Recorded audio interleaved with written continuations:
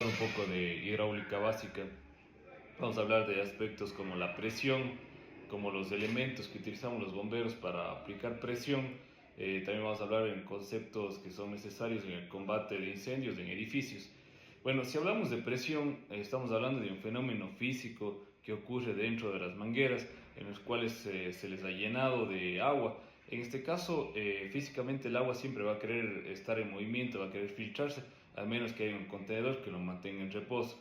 Así que el agua entra en contacto con la superficie de las mangueras y trata de drenarse, trata de fluir, mientras que la manguera, por el rozamiento, por el modelo del contenedor, mantiene el agua dentro del contenedor para que no se riegue, al cual les limitamos en un principio con la bomba o al final de un extremo con el pitón.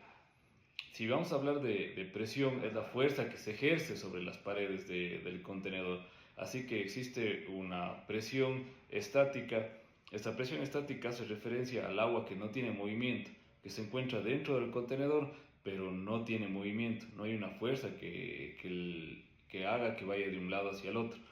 Mientras que si hablamos de presión dinámica, estamos hablando de un fluido que ya es movido por una presión.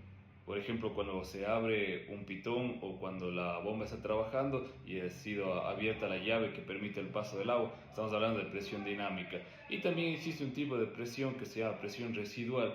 La presión residual, estamos hablando de agua que fluye normalmente sin que exista una presión que la active. O sea, por ejemplo, un hidrante. En el hidrante, a pesar de que no le estamos aplicando presión con una bomba, siempre va a tener una presión residual porque el agua fluye constantemente.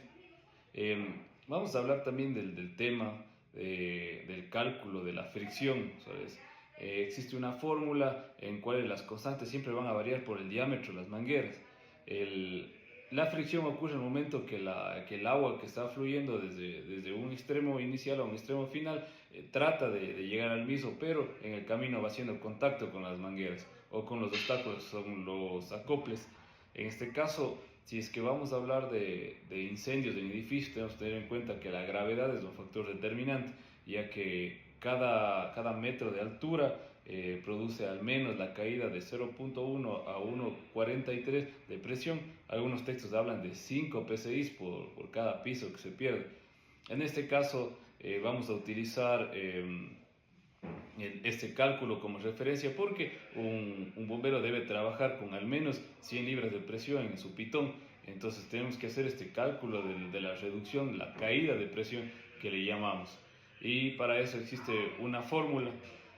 También